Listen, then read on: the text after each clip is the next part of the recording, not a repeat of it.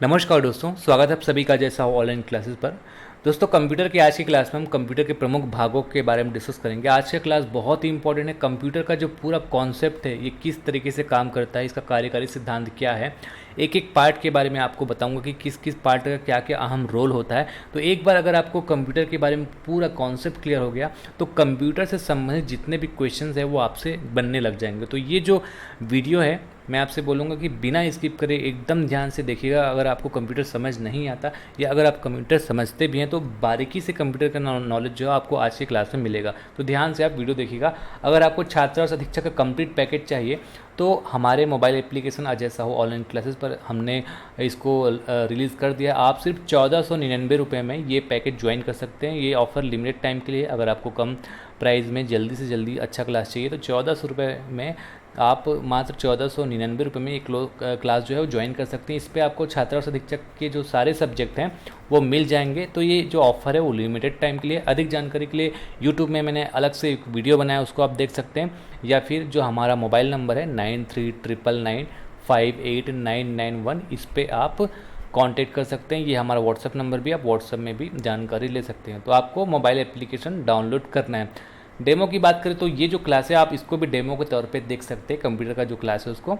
और अगर आपको पसंद आए तो एप्लीकेशन में आप पूरा कोर्स ज्वाइन कर सकते हैं।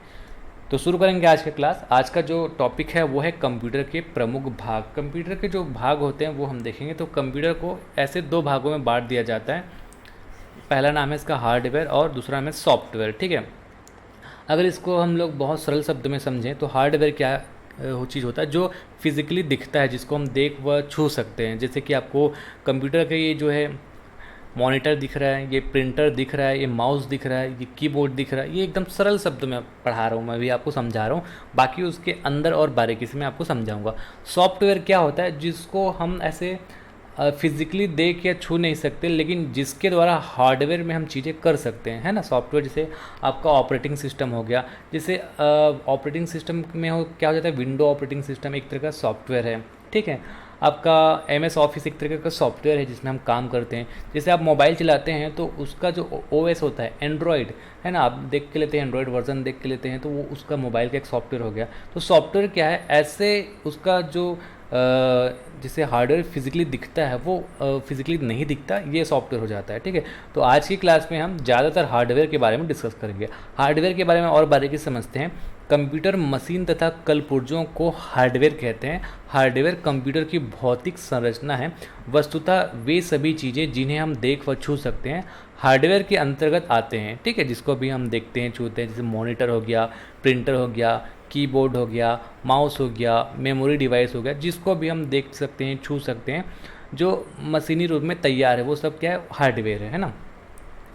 अब हार्डवेयर को भी अलग अलग भागों में बांट दिया जाता है। जैसे पहला है इनपुट उपकरण। इनपुट उपकरण वो होते हैं जिससे हम कोई भी डेटा कंप्यूटर के अंदर डालते हैं या फिर निर्देश देते हैं। जैसे कीबोर्ड हो गया, जैसे कि माउस हो गया, है ना। कीबोर्ड के माध्यम से, माउस के माध्यम से हम कोई भी काम कंप्यूटर में कर सकते हैं, डेटा इंटर कर सकते हैं।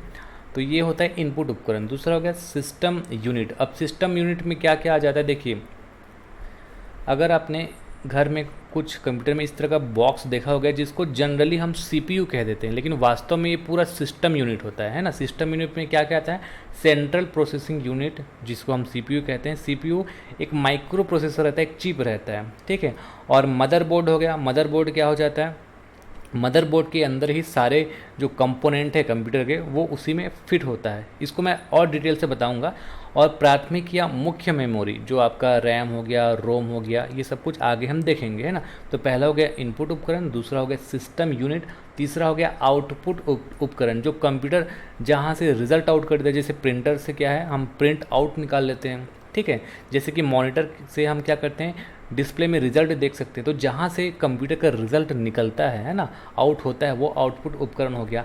भंडारण यूनिट या द्वितीयक मेमोरी। भंडारण यूनिट मतलब जैसे कि आपका हार्ड डिस्क हो गया, जैसे कि CD हो गया, जहाँ पे हम कोई भी डेटा को स्टोर करके रख सकते हैं, तो वो होता है भंडारण यूनिट। तो ये सारे हार्डवेयर को 4 भागों में बांटा गया है। इन सारी चीज़ों को भी हमको देखना है। ठीक है, तो यहाँ पे मैं आपको कंप्लीट कंप्यूटर के बारे में जानकारी देता हूँ। ये जो है इसको हम कहते हैं सिस्टम यूनिट। सिस्टम यूनिट से ही कंप्यूटर के जितने भी हार्डवेयर है, जैसे मॉनिटर हो गया, आपका कीबोर्ड हो गया, माउस हो गया, प्रिंटर हो गया, ये सब कनेक्टेड रहते हैं। और इस कनेक्शन को क्या बोलते हैं, जहाँ सिस्टम यूनिट से सब कनेक्शन है, तो इस तरीके से कनेक्शन को हम पेरिफेरल डिवाइस कहते हैं, है ना। मतलब सिस्टम यूनिट से जिस तरीके से कनेक्शन है, तो इस पूरे कनेक्शन को हम पेरिफेरल डिवाइस कहते हैं। अब यहाँ पे कंप्यूटर हार्डवेयर आपको सब कुछ दिख रहा होगा। पहले यहाँ पे आप देखेंगे तो ये प्रिंटर हो गया, मॉनिटर हो गया, इसको हम आउटपुट डिवाइस कहते हैं, क्योंकि प्रिंटर से हम रिज़ल्ट प्रिंट कर सकते हैं, है ना। और मॉनिटर से जो भी रिज़ल्ट हम डालते हैं वो दिखता है, तो ये आउटपुट डिवाइस हो गया। हार्डवेयर में आपको यहाँ पे आता है कीबोर्ड और माउस, तो कीबोर्ड और माउस जो है आपका इनपुट डिवाइस के अंतर्गत हार्डवेयर में आ जाता है। अब यहाँ पे हम देखेंगे तो रैम हो गया, जैसे आप लोग मोबाइल भी ख़रीदते हैं आजकल, तो रैम दे के ख़रीदते हैं, 8 GB, 10 GB, 12 GB। तो क्या है, वो प्राथमिक मेमोरी है। अब इसके बारे में, रैम क्या है, रैंडम एक्सेस मेमोरी इसका फुल फॉर्म होता है। ये एक तरह का अस्थायी मेमोरी है, उसके बारे में आपको आगे बताऊंगा, ठीक है। अब एक हो जाता है सेंट्रल प्रोसेसिंग यूनिट, यही होता है सीपीयू। सीपीयू को सेंट्रल प्रोसेसिंग यूनिट या फिर प्रोसेसर भी कहा जाता है। वास्तव में ये सीपीयू होता है ना, सेंट्रल प्रोसेसिंग यूनिट। जनरली हम बोलचाल की भाषा में सीपीयू, ये जो सिस्टम यूनिट है, इसको समझते हैं। लेकिन सिस्टम यूनिट के अंदर ये सारे जो कंपोनेंट है वो कनेक्टेड रहते हैं, जैसे रैम हो गया, प्रोसेसर हो गया और मदरबोर्ड हो गया। ये सब कुछ किस में लगा होता है, सिस्टम यूनिट में लगा होता है, ठीक है। सिस्टम यूनिट का जो एल्यूमिनियम का फ्रेम देख रहे हैं उसको हम कैबिनेट कहते हैं। तो सिस्टम यूनिट जो पूरा ये जो आपका इन सारे कंपोनेंट को बांध कर रखता है वो चीज़ है, ठीक है। और सीपीयू क्या हो गया, आपका सेंट्रल प्रोसेसिंग यूनिट है, जो मान के चलिए कि कंप्यूटर का मस्तिष्क है, कंप्यूटर का दिमाग है। इसके बारे में भी आपको मैं आगे डिटेल से बताऊंगा। फिर मदरबोर्ड हो गया, मदरबोर्ड में ये सारे कंपोनेंट लगते हैं, जैसे मदरबोर्ड में आपका ये प्रोसेसर का लगाने का जगह होता है, रैम का लगाने का जगह होता है, और ये जो मदरबोर्ड है वो जाके इस सिस्टम यूनिट में लग जाता है। ऑप्टिकल डिस्क हो गया। तो ये जो सारे चीज़ें हैं एक तरह का सभी कंप्यूटर हार्डवेयर में आता है। हार्डवेयर के प्रकार भी हम यहीं पे देख सकते हैं, जैसे आपका इनपुट डिवाइस हो गया, आपका आउटपुट डिवाइस हो गया, ठीक है। यहाँ पे मेमोरी हो गया, ठीक है। और ये सारा चीज़ जो है वो सिस्टम यूनिट में अंदर आ जाता है, ठीक है। आगे बढ़ते हैं।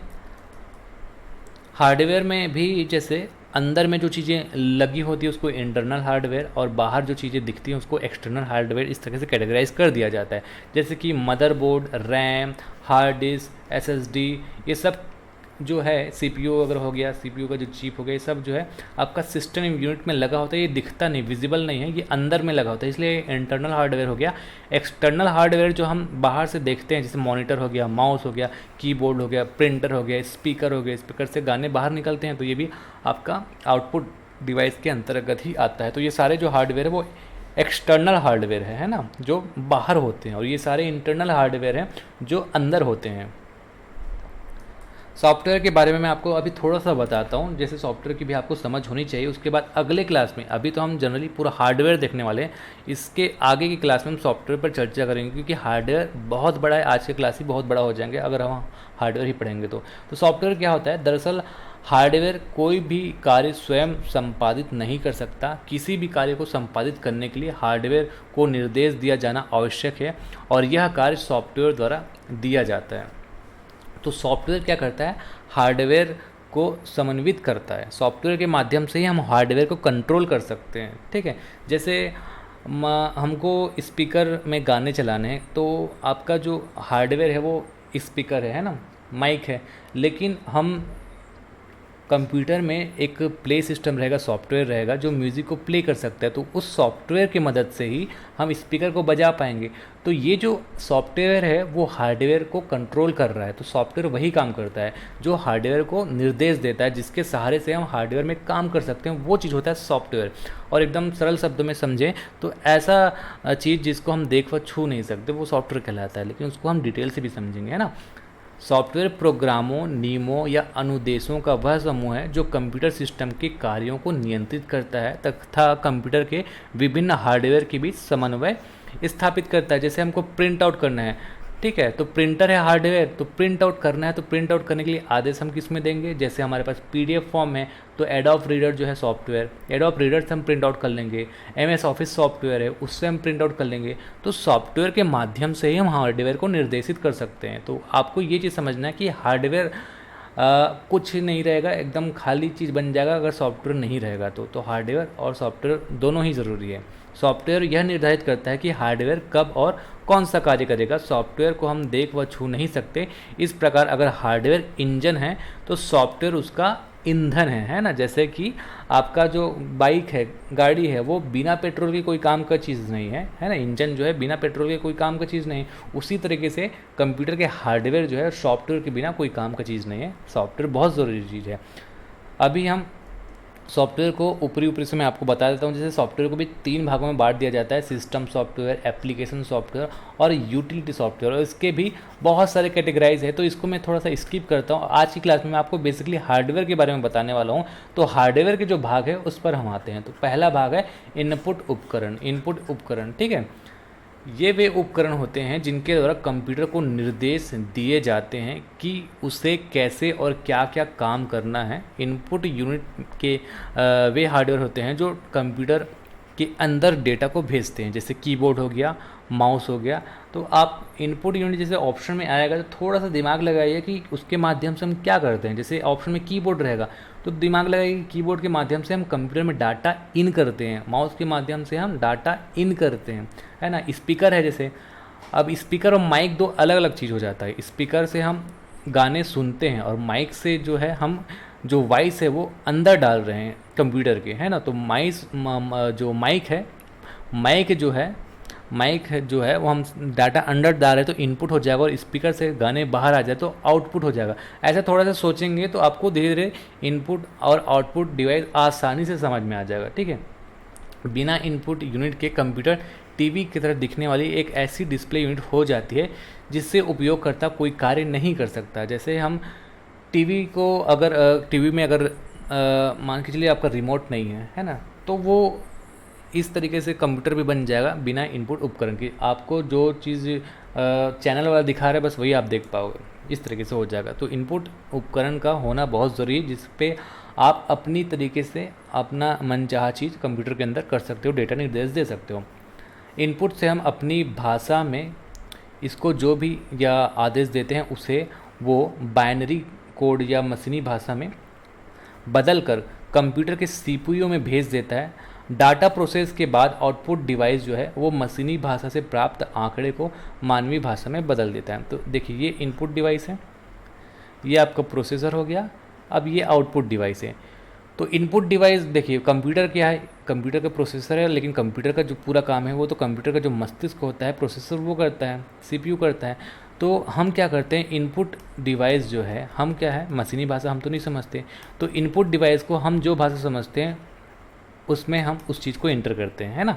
अब इनपुट डिवाइस क्या करता है, हम जो एंटर कर रहे हैं उसको मशीनी भाषा में बदल कर वो आपका सीपीयू में डाल देगा, और सीपीयू जो है आउटपुट डिवाइस को वो जो डेटा है वो भेजेगा, और आउटपुट डिवाइस जो है जिस भाषा में हम समझते हैं उस भाषा में फिर से कन्वर्ट करके हमको दे देगा। तो इतना फ़र्क है इनपुट और आउटपुट डिवाइस में। इनपुट डिवाइस के बारे में हम आगे और पढ़ते हैं। यह एक विद्युत यांत्रिक युक्ति है जो डेटा और अनुदेशों को स्वीकार कर उन्हें बाइनरी रूप में परिवर्तित कर कंप्यूटर के प्रयोग लायक बनाती है। ये ध्यान रखना आप, ये लाइन है ना, डेटा और अनुदेशों को हम जिस मानवीय भाषा में समझते हैं उसके अंदर हम डालते हैं इनपुट डिवाइस में, है ना। और वो जो इनपुट डिवाइस है उसको बाइनरी रूप या मशीनी भाषा में कन्वर्ट करके कंप्यूटर के प्रयोग के लायक बनाता है। इस प्रकार वे यंत्र जिनके द्वारा डेटा या अनुदेशों को कंप्यूटर में डाला जाता है इनपुट डिवाइस कहलाते हैं।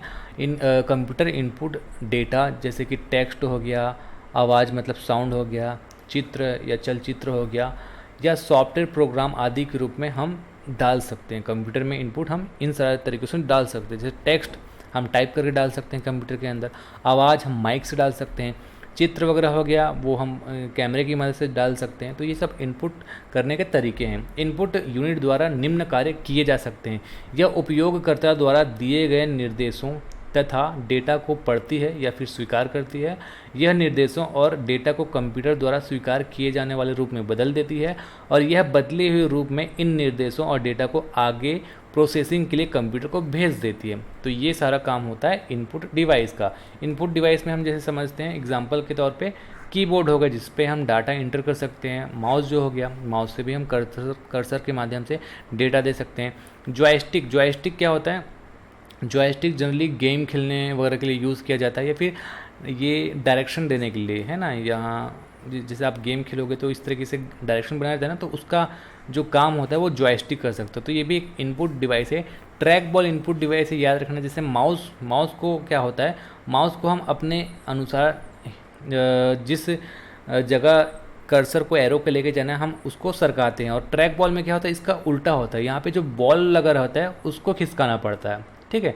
तो मान के चलिए कि अगर माउस को अगर आप उल्टा कर देंगे तो यहाँ पे जो लाइट जैसे निकलती है उसको अगर आप टच करेंगे तो भी आपका जो एरो है हिलेगा ना, तो वही माउस का उल्टा फॉर्म है। ये जो है वो आपका नहीं खिसकता, ऊपर वाला चीज़ खिसकता है। फिर आपका स्कैनर, स्कैनर से भी हम कोई भी इमेज को स्कैन करके कंप्यूटर में डाल सकते हैं। फिर आपका टच स्क्रीन से भी हम आदेश दे सकते हैं, है ना। टच स्क्रीन वैसे इनपुट और आउटपुट दोनों टाइप का काम कर सकता है, क्योंकि टच स्क्रीन में डिस्प्ले भी है तो हम उससे रिज़ल्ट आउट भी कर सकते हैं। तो टच स्क्रीन का ऑप्शन दोनों भी आ सकता है, ठीक है। तो टच स्क्रीन को यहाँ पे हम इनपुट के तौर पे भी पढ़ सकते हैं, और सिर्फ स्क्रीन लिखा रहेगा या फिर मॉनिटर लिखा रहेगा तो वो तो आउटपुट डिवाइस हो जाएगा। वेब कैम के माध्यम से हम जैसे वीडियो चैट करते हैं तो हमारा जो वीडियो है वो इन हो जाता है ना, हम इन करते हैं उसको, तो ये भी इनपुट डिवाइस हो जाएगा। माइक, माइक से हम अपनी जो आवाज़ है वो कंप्यूटर के अंदर डाल सकते हैं। तो ये सब जो है कॉमन इनपुट डिवाइसेस है। अब ये जो इनपुट डिवाइसेस हैं इसके अलावा भी बहुत सारे इनपुट डिवाइस है, उसको बहुत डिटेल से हम पढ़ेंगे अगले क्लास में, है ना। इस क्लास में हम थोड़ा थोड़ा कॉन्सेप्ट को समझ रहे हैं, क्योंकि इनपुट डिवाइस और आउटपुट डिवाइस बहुत सारा होता है, उसको हम अगले क्लास में बहुत डिटेल से पढ़ेंगे। इनपुट और आउटपुट डिवाइस का ही 2-3 घंटे का क्लास बन सकता है। अब अगला टॉपिक है आउटपुट डिवाइस, आउटपुट उपकरण। वे उपकरण जिनके द्वारा हम कंप्यूटर से परिणाम प्राप्त कर सकते हैं। प्रोसेसिंग के बाद रिजल्ट आउटपुट करता है वो होता है आउटपुट डिवाइस, और कंप्यूटर को रिजल्ट प्राप्त करने में जो भी उपकरण उसकी मदद करता है उसे आउटपुट उपकरण कहते हैं। यह एक विद्युत यांत्रिक युक्ति है, कंप्यूटर द्वारा प्रोसेस किया गया बाइनरी डेटा लेकर उसे उपयोगकर्ता के लिए उपयुक्त डाटा में बदलकर प्रस्तुत करता है। जैसे कि इनपुट क्या करता था, इनपुट में हम मानवीय भाषा, जो हम भाषा समझते हैं उसको हम इनपुट करते थे, फिर इनपुट का जो उपकरण है उसको कन्वर्ट करके कंप्यूटर भाषा में बदल करके कंप्यूटर को देता था। तो आउटपुट इसका उल्टा करता है, वो क्या करता है, कंप्यूटर से जो मशीनी भाषा में डेटा लेता है उसको मानवीय भाषा में हम जो चीज़ समझ सके उसमें कन्वर्ट करके हमको वापस देता है ना। तो रिजल्ट जो है मानवीय भाषा में वो दे देता है, वो होता है आउटपुट डिवाइस। आउटपुट डिवाइस द्वारा हम डेटा या परिणाम को देख सकते हैं या उसका प्रिंट ले सकते हैं। आउटपुट उपकरण के उदाहरण जैसे कि मॉनिटर, प्रिंटर, स्पीकर, हेडफोन आगे हम देख सकते हैं यहाँ पे, है ना। मॉनिटर, इससे हम डायरेक्ट रिजल्ट देख सकते हैं, प्रिंटर से प्रिंट आउट कर सकते हैं, स्पीकर से हम गाने सुन सकते हैं, हेडफोन से भी हम गाने सुनते हैं, प्रोजेक्टर से क्या है हम यहाँ से भी जो वीडियो वगैरह है वो आउट ही तो करते हैं, है ना, स्क्रीन से, जिससे हम चीज़ों को देख सकते हैं। प्लॉटर एक तरीके का डिवाइस होता है प्रिंटर के जैसे, लेकिन वो जो है वो प्लॉट करता है चीज़ों को, तो इसको प्लॉटर कहते हैं। जीपीएस से भी हम रिजल्ट आउट होता है ना स्क्रीन में, इसको देखते हैं। तो ये सारे जो है वो कॉमन आउटपुट डिवाइस है। इसके अलावा भी बहुत सारे आउटपुट डिवाइस है, उसको हम अलग से पढ़ेंगे। तो आउटपुट डिवाइस के जो कार्य वो समझिए आप। सीपीयू से परिणाम प्राप्त करता है, प्राप्त परिणामों को मानव द्वारा समझा जा सकने वाले संकेतों में बदलता है और परिणाम के परिवर्तित संकेतों को उपयोगकर्ता तक पहुंचाता है। तो ये हो गया आपका आउटपुट डिवाइस। अब सबसे इम्पोर्टेंट जो यूनिट है इसका, सिस्टम यूनिट, इसको हम समझेंगे। ये पूरा सिस्टम यूनिट है ना, ये पूरा सिस्टम यूनिट है। इसके अंदर बहुत सारे पार्ट्स होते हैं, वो सब पार्ट्स भी हम देखेंगे। सिस्टम यूनिट कंप्यूटर के सभी अंगों को आपस में जोड़े रखने का कार्य करता है। अगर आपने ये देखा होगा, जिसको हम कॉमन भाषा में सीपीयू कह देते हैं, तो दरअसल में ये सिस्टम यूनिट है। और सीपीयू माइक्रो प्रोसेसर एक चिप रहता है, इसका पूरा हिस्ट्री बताऊंगा कि इसको माइक्रो प्रोसेसर या फिर सीपीयू क्यों कहते हैं। लेकिन फिलहाल की आपको ये क्या याद रखना है कि सीपीयू जो है वो चिप है, और ये जो जैसे पूरा डिवाइस जिसको हम जनरली सीपीयू कह देते हैं वो है system unit. System unit computer के सभी अंगों को आपस में जोड़कर रखने का कार्य करता है। कंप्यूटर सिस्टम के सभी जरूरी पुर्जों को, जितने भी जरूरी पुर्जे हैं यहाँ पे आप देख रहे हैं, इस सब को व्यवस्थित रूप से जोड़ने और बाहर क्षति से बचाने के लिए ही कंप्यूटर केस यानी कैबिनेट का प्रयोग करते हैं। ये जो एल्यूमिनियम का फ्रेम दिख रहा है ये है कैबिनेट। इनपुट और आउटपुट डिवाइस के अतिरिक्त कंप्यूटर के सभी हार्डवेयर सिस्टम यूनिट से ही स्थित रहते हैं। देखिए ये अंदर जितने भी छोटे छोटे आपको चिप वगैरह दिख रहे हैं, है ना, ये सब कंप्यूटर के हार्डवेयर हैं। जैसे मदरबोर्ड हो गया, रैम हो गया, मेमोरी डिवाइस हो गया, पावर यूनिट हो गया, CD DVD वाला डिवाइस हो गया। तो ये सब कुछ क्या है, ये हार्डवेयर। तो जितने भी हार्डवेयर है ये सारे हार्डवेयर को सिस्टम यूनिट अपने अंदर समाहित कर लेता है। इसके साथ साथ इसके द्वारा जितने भी पोर्ट दिए जाते हैं उस पोर्ट से इनपुट और आउटपुट डिवाइस को भी जोड़ा जाता है। तो सिस्टम यूनिट क्या करता है, अपने अंदर हार्डवेयर को जोड़ के रखता है और अपने बाहर भी इनपुट और आउटपुट डिवाइस को जोड़ के रखता है। तो कंप्यूटर के सभी कनेक्शन जो है, सभी पेरिफेरल जो है सिस्टम यूनिट से कनेक्टेड होते हैं। सिस्टम यूनिट के मुख्यतः पावर सप्लाई हो गया, मदरबोर्ड हो गया, सेंट्रल प्रोसेसिंग यूनिट या माइक्रो प्रोसेसर हो गया, मुख्य मेमोरी हो गया तथा कई पोर्टें हैं जो कि सिस्टम यूनिट के अंदर होते हैं। सिस्टम यूनिट के प्रमुख भाग अब एक एक करके हम पढ़ेंगे। पहला, जैसे कि यहाँ पे आपको दिख रहा है, कंप्यूटर का कैबिनेट। ठीक है, तो कंप्यूटर कैबिनेट एल्यूमिनियम या फिर प्लास्टिक से बना एक बॉक्स होता है, जैसे कि आप देख सकते हैं। इतना इंपॉर्टेंट नहीं है, इसमें ज़्यादा कुछ पूछने लायक तो नहीं रहेगा, बस इसका कॉन्सेप्ट समझ लेते हैं कि क्या है। ये एल्यूमिनियम का फ्रेम होता है जो कि कंप्यूटर के जितने भी हार्डवेयर रहता है उसको इसी पे कसा जाता है ना। फिर अगला है मदरबोर्ड। ये होता है मदरबोर्ड, ये इम्पॉर्टेंट है, ये कंप्यूटर का सबसे मुख्य सर्किट है और कंप्यूटर के जितने भी इम्पॉर्टेंट जो हार्डवेयर होते हैं वो मदरबोर्ड से कनेक्टेड होते हैं। मदरबोर्ड किसी भी कंप्यूटर का क्या होता है, मुख्य सर्किट होता है। कंप्यूटर जो है, संपूर्ण कंप्यूटर मदरबोर्ड के इर्द गिर्द ही घूमता है। मदरबोर्ड पर सेंट्रल प्रोसेसिंग यूनिट मतलब CPU, देखिए CPU के लिए एक स्लॉट बना होता है, यहाँ पे CPU रहता है। रोम हो गया है, रोम का मतलब होता है रैंडम रीड ऑनली मेमोरी होता है रोम का मतलब, और रैम का मतलब होता है रैंडम एक्सेस मेमोरी। ये दोनों प्राइमरी मेमोरी है, इसके बारे में आगे मैं आपको और डिटेल से बताऊंगा। तो जो रैम होता है, जैसे रैम के लिए भी स्लॉट बना होता है। अब प्रत्येक स्लॉट का क्या नाम है और किन किन लिए यूज़ किया जाता है वो भी हम आगे देखेंगे। तो अभी फ़िलहाल आपको क्या समझना है कि कंप्यूटर के जितने भी इम्पोर्टेंट जो हार्डवेयर हैं, जैसे CPU, रैम, रोम, ये सब जो है वो आपका मदरबोर्ड से ही कनेक्टेड रहता है। कंप्यूटर के अन्य उपकरण जैसे input unit, output unit, hard disk drive, CD drive, sound card, video card आदि मदरबोर्ड से ही जुड़े होते हैं। जैसे आप CPU के बाहर पोर्ट देखते हैं ना अलग अलग, तो वो सारे पोर्ट जो है वो मदरबोर्ड से जाकर ही कनेक्टेड रहते हैं। भविष्य में हार्डवेयर उपकरणों को जोड़ने के लिए मदरबोर्ड पर एक्सपांशन स्लॉट्स भी बने होते हैं। कुछ एक्स्ट्रा स्लॉट्स दिए जाते हैं जो कि अब जैसे कि बाद में भविष्य में नॉर्मली जैसे कि आप यूज़ करें कंप्यूटर, अब कंप्यूटर में आपको हाई ग्राफिक्स चाहिए, अगर आपको गेमिंग करना है, गेम खेलना है, बड़े ग्राफिक्स चाहिए, या फिर आपको कैड से रिलेटेड कोई सॉफ्टवेयर चलाना है, अगर आप इंजीनियर हो, सिविल इंजीनियर हो, मैकेनिकल इंजीनियर हो और आपको कैड से रिलेटेड सॉफ्टवेयर चाहिए जिस पे आप बड़े बड़े ग्राफिक्स की ज़रूरत पड़ती है, तो आप क्या है बाद में उन सारी चीज़ों को इंस्टॉल कर सके, इसलिए अलग से एक्स्ट्रा स्लॉट्स होते हैं जिसको एक्सपांसन स्लॉट्स कहते हैं। फिर अगला जो है आपका सिस्टम यूनिट का कंपोनेंट वो है सेंट्रल प्रोसेसिंग यूनिट। CPU सबसे इम्पॉर्टेंट है, इसका पूरा नाम होता है सेंट्रल प्रोसेसिंग यूनिट CPU। दरअसल में एक चिप होता है, जैसे कि यहाँ पे आप इमेज में देख सकते हैं ना। अब यहाँ पे जो नाम लिखा है इसको भी आप ध्यान रखना, क्योंकि ये जो इंटेल है वो CPU बनाने वाली सबसे बड़ी कंपनी है इंटेल, है ना। और ये है आपका AMD राइजन। तो ये दो इम्पॉर्टेंट कंपनियां हैं जो CPU बनाती है। CPU मतलब सेंट्रल प्रोसेसिंग यूनिट, ये एक तरह का चिप है, माइक्रो प्रोसेसर है। अब यहाँ पे आप क्या ध्यान रखेंगे, जैसे अगर आपको थोड़ा भी नॉलेज होगा लैपटॉप कंप्यूटर वगैरह का, तो हम जो है कंप्यूटर वगैरह जब लेते हैं तो वहाँ पे देखते हैं कि ये डुअल कोर है, ये i5 है, i7 है, i9 है। तो ये सब चीज़ें क्या है, ये प्रोसेसर देख के हम लेते हैं। प्रोसेसर जितना अच्छा रहता है कंप्यूटर का स्पीड भी उतना अच्छा रहता है। अब ये जो CPU है, दरअसल में CPU के अंदर भी बहुत सारी चीज़ें होती हैं। जैसे CPU को 3 भागों में बांट दिया जाता है। ALU होता है, एक CU होता है, ALU का फुल फॉर्म होता है अरिथमेटिक लॉजिक यूनिट, CU का फुल फॉर्म होता है कंट्रोल यूनिट, और एक होता है आपका तीसरा part memory unit. Memory unit में 2 चीज़ें होती है, एक रजिस्टर और एक होता है कैश मेमोरी। तो चलिए पूरा CPU को समझते हैं कि CPU वास्तव में क्या है। CPU वास्तव में एक सघन इंटीग्रेटेड सर्किट चिप है, मतलब एक तरीके का चिप है जो बहुत बारीकी तरीके से बनाया गया रहता है ना। तो ये है आपका चिप, आप देख सकते हैं।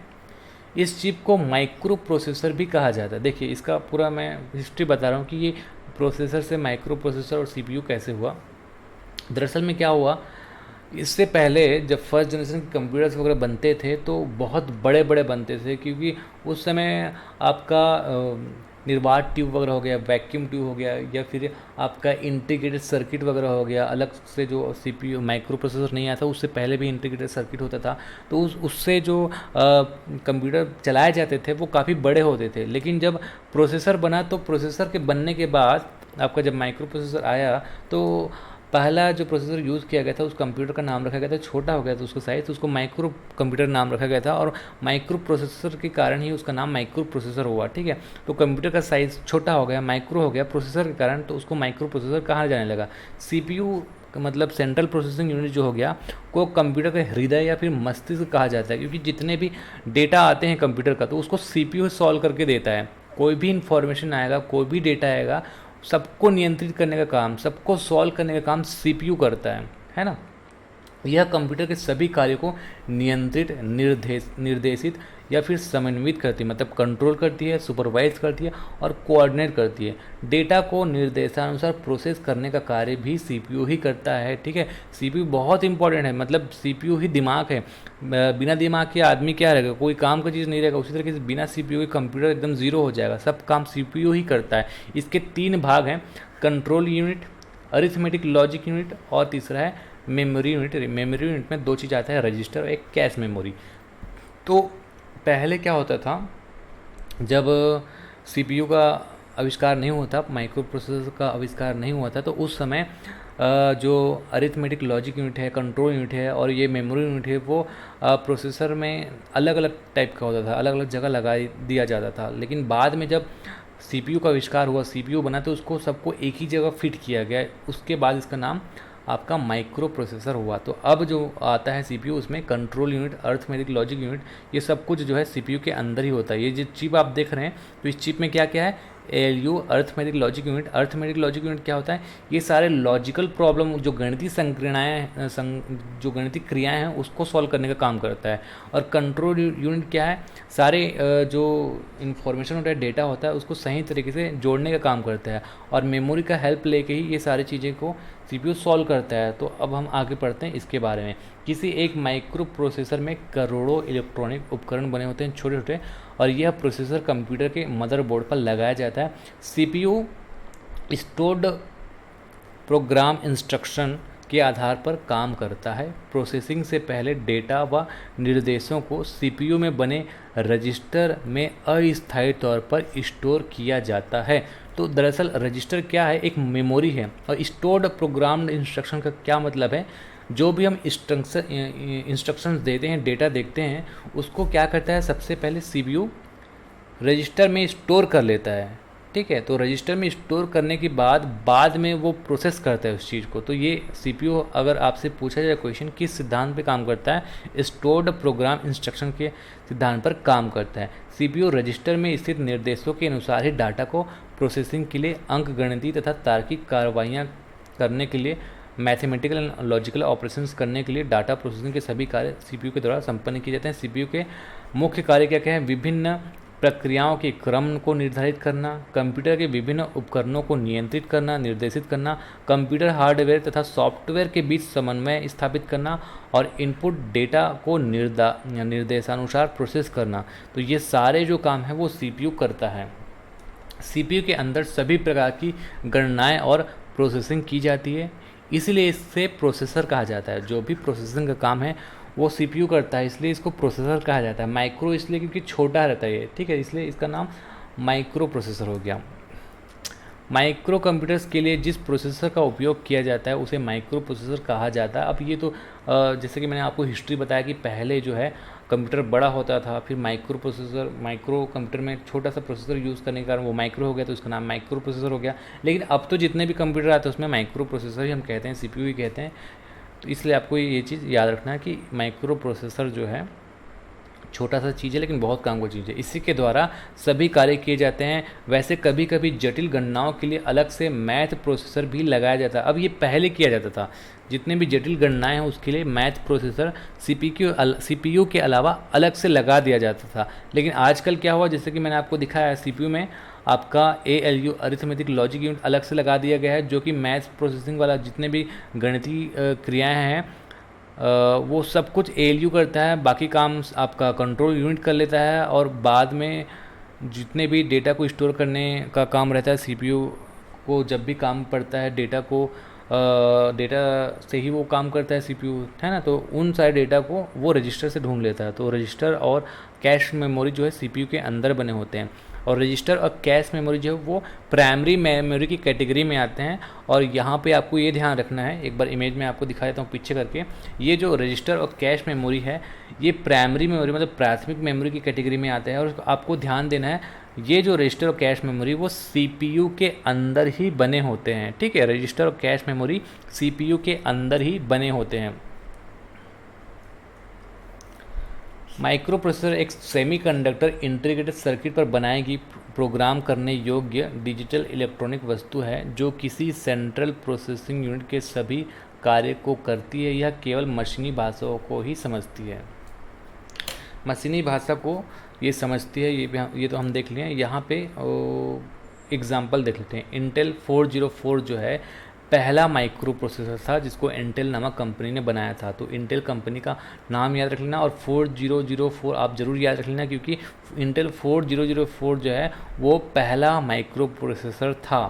कुछ महत्वपूर्ण माइक्रो प्रोसेसर के नाम आप याद रखेंगे। इंटेल डुअल कोर, पेंटियम 4, आजकल चलता है Intel core i5, i7, i9, और एक और प्रोसेसर आगे इंटेल कंपनी के अलावा AMD कंपनी, AMD मतलब एडवांस्ड माइक्रो डिवाइस, ठीक है। तो AMD का राइजन करके एक प्रोसेसर आने लग गया है। और प्रोसेसर कंपनियों के नाम में हमने देख लिया इंटेल, AMD का फुल फॉर्म याद रख सकते हैं एडवांस्ड माइक्रो डिवाइसेस। आपको एक्स्ट्रा शक्ति भी याद रखना। शक्ति भी जो है माइक्रो प्रोसेसर कंपनी का ही नाम है, लेकिन ये भारत की कंपनी है। IIT मद्रास के स्टूडेंट के द्वारा, IIT मद्रास के छात्रों के द्वारा शक्ति नामक माइक्रो प्रोसेसर बनाया गया था। तो अलग से क्वेश्चन पूछा जा सकता है कि शक्ति जो माइक्रो प्रोसेसर है वो कहाँ का है। तो ये नाम से तो समझ जाएंगे भारत का है। किसके द्वारा, कौन से इंस्टीट्यूट द्वारा ये बनाया गया, तो आपको याद रखना IIT मद्रास। या फिर ऐसा क्वेश्चन पूछ दिया जाएगा कि बताइए निम्न में से कौन सा माइक्रो प्रोसेसर जो है वो भारत का माइक्रो प्रोसेसर है, तो आपको याद रखना है शक्ति। अब हम पढ़ेंगे सीपीयू के भाग। सीपीयू ऐसे बना के मैं आपको दिखाया था। यहाँ पे ALU होता है, CU होता है मतलब arithmetic logic unit, control unit, और यहाँ पे मेमोरी यूनिट होता है। मेमोरी यूनिट में हम पढ़े थे रजिस्टर और आपका कैश मेमोरी। तो ये जो सारे भाग है हम उसको पढ़ेंगे और समझेंगे कि उसका कार्य क्या होता है। तो पहला है आपका कंट्रोल यूनिट, CU। CPU का कंट्रोल यूनिट कंप्यूटर के सभी कार्यों पर नियंत्रण रखता है। देखिए कंट्रोल यूनिट और ALU में ज़्यादा आपको घबराने की ज़रूरत नहीं। कैसे याद रखेंगे? ALU इसका फुल फॉर्म याद रखेंगे अरिथमेटिक लॉजिकल यूनिट, मतलब जितने भी गणितीय क्रियाएं हैं, है ना, लॉजिकल क्रियाएं हैं, ये ALU करता है। इसके बाद जितने भी चीज़ें बच जाएंगी वो कंट्रोल यूनिट करेगा। तो कंट्रोल यूनिट जो है, कंट्रोल से आप समझ जाएंगे ये सभी कार्यों पर कंट्रोल मतलब नियंत्रण रखता है, तथा सॉफ्टवेयर और हार्डवेयर के बीच समन्वय स्थापित करने का कार्य जो है वो कंट्रोल यूनिट करता है। कंट्रोल यूनिट में CPU द्वारा संपन्न की जा सकने वाले कार्यों की सूची होती है जिसे इंस्ट्रक्शन सेट कहते हैं। कंट्रोल यूनिट को कंप्यूटर का नाड़ी तंत्र या नर्व सिस्टम कहते हैं। तो यहाँ पे कुछ चीज़ें इंपॉर्टेंट है, जैसे CPU, पूरा CPU को हम कहते हैं मस्तिष्क, पूरा CPU को कंप्यूटर का मस्तिष्क कहते हैं। लेकिन CPU के अंदर एक पार्ट होता है कंट्रोल यूनिट, इसको हम कंप्यूटर का नाड़ी तंत्र या नर्व सिस्टम कहते हैं। कंट्रोल यूनिट के मुख्य कार्य इनपुट और आउटपुट डिवाइस तथा अन्य हार्डवेयर को नियंत्रित करना, अरिथमेटिक लॉजिकल यूनिट के कार्यों को नियंत्रित करना, है ना, मतलब ALU के काम को नियंत्रित करना, मुख्य मेमोरी से डाटा लाना तथा उन्हें तत्काल रूप से स्टोर करना। देखिए CPU का अपना मेमोरी होता है, जैसे कि मैंने आपको बताया रजिस्टर और कैश मेमोरी।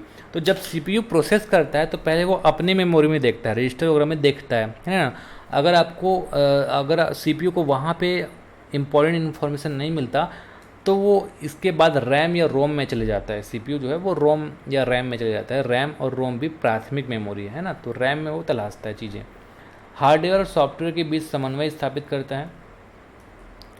फिर अगला है arithmetic logical unit, ALU। Arithmetic logic unit जो है CPU का वह भाग है जो डेटा प्रोसेसिंग का वास्तविक काम करता है। यह डेटा पर कंट्रोल यूनिट से प्राप्त, देखिए कंट्रोल यूनिट पूरा डेटा को कलेक्ट करता है, उसके बाद एलयू को भेजता है, और प्रोसेस होने का जो सारा काम है, प्रोसेसिंग का सारा काम है, वो एएलयू करता है। कंट्रोल यूनिट कंट्रोल करने का कार्य करता है और एएलयू प्रोसेस करने का कार्य करता है। सभी प्रकार की गणितीय, मैथमेटिकल हो गया या फिर लॉजिकल मतलब तार्किक हो गया कार्रवाई एएलयू करता है। इसके नाम से ही स्पष्ट है, अरिथमेटिक लॉजिक यूनिट। एलयू को पुनः दो भागों में बांट दिया जाता है, अरिथमेटिक यूनिट तथा एलयू मतलब लॉजिक यूनिट में बांट दिया जाता है। एयू डाटा पर मूलभूत अंकगणितीय गणनाएं जैसे कि जोड़, घटाव, गुणा, भाग आदि संपन्न करता है, जबकि एलयू जो है वो तार्किक क्रिया, लॉजिकल ऑपरेशंस करते हैं, जैसे बड़ा है, छोटा है, बराबर है, इस तरीके से चीज़ें जो हैं, ठीक है। तो ये चीज़ भी आपको ध्यान रखना है। अरिथमेटिक यूनिट जो है वो मैथमेटिकल क्रियाएं करेगा, जोड़, घटाव, गुणा, भाग, और एलयू जो है वो लॉजिकल क्रिया करेगा, है ना, बड़ा है, छोटा है, इस तरह की क्रिया जो है ये करता है। इस प्रकार arithmetic and logic unit data पर अंक गणितीय गणनाएं तथा तुलना का काम करता है। तो अरिथमेटिक लॉजिक यूनिट भी इंपॉर्टेंट है, याद रखिएगा। अब तीसरा यूनिट है आपका मेमोरी में रजिस्टर मेमोरी। यह सीपीयू सेंट्रल प्रोसेसिंग यूनिट का या माइक्रो प्रोसेसर के साथ निर्मित अत्यंत तीव्र गति वाला मेमोरी होता है। जो रजिस्टर होता है, आपको बार बार मैं बोल रहा हूँ, आपको ये ध्यान रखना है, ये माइक्रो प्रोसेसर के साथ मतलब माइक्रो प्रोसेसर के अंदर ही होता है, सीपीयू के अंदर ही होता है ना। रजिस्टर सीपीयू के अंदर बने होते हैं, इसे सीपीयू की कार्यकारी मेमोरी, सीपीयू की कार्यकारी मेमोरी मतलब वर्किंग मेमोरी कहते हैं। सीपीयू रजिस्टर में स्थित डेटा को ही प्रोसेस कर पाता है। सीपीयू जो है रजिस्टर में जो स्थित डेटा आएगा उसको प्रोसेस करेगा, अतः डेटा तथा अनुदेशों को प्रोसेसिंग से पहले रजिस्टर में स्थानांतरित किया जाता है, ठीक है। जो भी हम डेटा डालते हैं वो रजिस्टर में जाता है और सीपीयू जो है रजिस्टर में डेटा को ही प्रोसेस करता है। अगर रजिस्टर में डेटा नहीं होता तब वो अगले जो प्राइमरी मेमोरी जैसे रैम वगैरह को उसमें जाता है। रजिस्टर मेमोरी का एक्सेस टाइम 1 से 2 नैनोसेकंड का हो सकता है। सीपीयू में रजिस्टर की संख्या तथा आकार जितना अधिक होगा, प्रोसेसिंग की गति भी उतनी ही तीव्र होगी। अगर क्वेश्चन इस तरह से पूछा जाए कि क्या बताइए कि क्या होगा अगर सीपीयू में रजिस्टर की संख्या या आकार बढ़ा दिया जाए, तो आप इस चीज़ को याद रखेंगे। अगर ऐसा किया जाए तो प्रोसेसिंग की जो गति होगी वो बढ़ेगी और तीव्र होगी। उसी तरीके से एक मेमोरी कैश मेमोरी, कैश का स्पेलिंग कुछ इस तरीके होता है CACHE। कैश मेमोरी क्या होता है? कैश मेमोरी भी सीपीयू से जुड़ा होता है। यह कैश मेमोरी जो है सीपीयू तक डाटा ले जाने के लिए कंप्यूटर मदरबोर्ड के सिस्टम बस का प्रयोग नहीं करना पड़ता इसमें, अतः डेटा स्थानांतरण की गति तीव्र होती है। इसमें और डिटेलिंग लिख दिया है, इसको सरल शब्द में आपको समझा देता हूँ। जैसे कि ये प्रोसेसर है, पूरा प्रोसेसर, यहाँ पे ALU है, यहाँ पे CU है और यहाँ पे मेमोरी यूनिट है। एक तो हमने आपको बता दिया रजिस्टर, रजिस्टर के अलावा भी होता है कैश मेमोरी। अब ये CPU के अंदर ही है, जबकि जो बाकी जो मेमोरी है वो सीपीयू के बाहर है, और इसमें जो तारों से के साथ जो कनेक्शन होता है, इन सारे कनेक्शन को जो रोड के जैसे दिखता है उसको बस कहते हैं। तो ये कैश मेमोरी में अगर कोई मेमोरी इकट्ठा करता है, कोई डाटा इकट्ठा करता है और इसका यूज़ करता है, तो जो सीपीयू काम है वो फास्ट हो जाता है। क्यों? क्योंकि ये सीपीयू के अंदर ही है, ना कि सीपीयू को बाहर जाके इन तारों से गुजरना होगा और इस मेमोरी का यूज़ करना होगा। तो आपको याद रखना है कि जो कैश मेमोरी है वो सीपीयू के अंदर ही इनबिल्ट रहता है, तो इससे जितने भी डेटा इकट्ठा होता है कैश मेमोरी में, उस पर काम अगर किया जाए तो बहुत फास्ट काम होता है। स्थानांतरण की गति बहुत तीव्र होती है। सीपीयू वांछित सूचना के लिए सबसे पहले कैश मेमोरी की तलाश करता है। अगर वांछित सूचना कैश मेमोरी में नहीं मिलता तो इसे रोम या रैम में खोजा जाता है। तो रजिस्टर और कैश मेमोरी में थोड़ा बहुत फ़र्क है। रजिस्टर में क्या करते हैं, जैसे हम जो भी डेटा डालते हैं वो पहले इसमें रजिस्टर में स्टोर होता है, उसके बाद उस चीज़ को प्रोसेस करता है। जबकि कैश मेमोरी में क्या होता है, प्रोसेस के दौरान अगर कोई ज़रूरी डेटा चाहिए तो वो कैश मेमोरी में तलाशता है सीपीयू, मतलब तलाशने का काम। जैसे कि सिंपल से मैं आपको कोई चीज़ समझाऊँ, अगर आपने गूगल क्रोम यूज़ किया होगा, गूगल क्रोम यूज़ करने के दौरान अगर कोई हम फॉर्म भर रहे हैं, कोई डेटा भर रहे हैं, तो कई बार हम देखते हैं कि अगर आप अपना नाम डाल रहे हो, आप अजय लिख रहे हो, तो सिर्फ ए लिखने पर अजय लिखा जाता है। या फिर अगर हमने कोई पासवर्ड डालते हैं, आईडी डालते हैं, तो बाय डिफ़ॉल्ट पासवर्ड वहाँ पे सेव रहता है। तो वो सब कहाँ पे सेव रहता है? वो गूगल क्रोम की कैश मेमोरी में सेव रहता है ना। तो गूगल के सेटिंग में भी जाएंगे तो आप क्लियर कैश का ऑप्शन होता है। अगर आप वो क्लियर कर देंगे तो जितने भी आपका डेटा, जो पासवर्ड और जो भी चीज़ आपने बाय डिफ़ॉल्ट भरी हुई है, वो सब क्लियर हो जाता है। तो कैश मेमोरी क्या काम करता है, कुछ चीज़ों को स्टोर कर लेता है, और जब प्रोसेसर कोई काम करता है और उसको ज़रूरी चीज़ चाहिए, ज़रूरी इन्फॉर्मेशन चाहिए, तो पहले वो कैश मेमोरी में तलाशता है। अगर कैश मेमोरी नहीं मिलता तब वो जाके रैम रोम का उपयोग करता है। तो कैश मेमोरी जो है वो इम्पॉर्टेंट है, बहुत याद रखेंगे आप, है ना। सीपीयू वांछित सूचना को सबसे पहले कैश मेमोरी में तलाश करता है। अगर वांछित सूचना कैश मेमोरी में नहीं मिलता तो इसे रोम या फिर रैम में वो खोजता है। कैश मेमोरी सीपीयू तथा मुख्य मेमोरी के बीच बफर का काम करता है। जैसे मुख्य मेमोरी है आपका रैम, और रैम यहाँ पर है, ये तारों से जुड़ा हुआ है, यहाँ पे सीपीयू। तो सीपीयू में आपका यहाँ पे कैश मेमोरी है। कैश मेमोरी डेटा जो है वो कुछ डेटा जो इम्पोर्टेंट डेटा है, जो कि आपको रैम से ना लेके यहाँ पे हम बफर करके रखे हैं इम्पोर्टेंट डेटा, है ना। तो जो कैश मेमोरी है वो प्राइमरी मेमोरी मतलब रैम रोम में जो चीज़ रहेगा उससे ना लेके डायरेक्ट कैश मेमोरी से फटाफट लिया जा सकता है। तो ये जो बफर का काम करता है कैश मेमोरी, इसलिए कैश मेमोरी में अगर कोई इंपॉर्टेंट डेटा रहता है और हम कोई प्रोसेस कर रहे हैं तो वो चीज़ फास्ट हो जाता है। और कैश मेमोरी देख के अगर देखेंगे कि कैश मेमोरी किसी भी प्रोसेसर का ज़्यादा है तो याद रखेंगे कि उसका स्पीड भी ज़्यादा हो जाएगा। कैश मेमोरी अत्यंत तीव्र होती है पर यह बहुत ज़्यादा महंगा होता है।